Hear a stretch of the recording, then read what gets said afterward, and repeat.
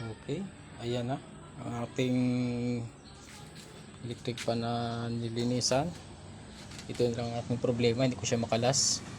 Linisan din to, kalawang na yung shafting nya. Tapos to, papalitan din yan. Pipinturahan natin ng bago, pero lilinisin natin, tatanggalin mga kalawang. Ayan.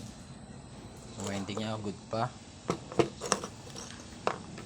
Yung kanyang switch okay na.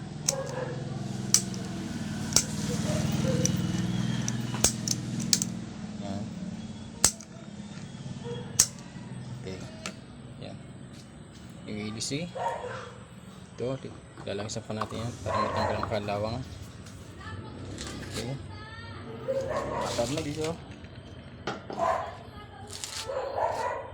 Mari makapagpalit pa ako ng bushing or bushing doon, or baka yung shafting ang may problema.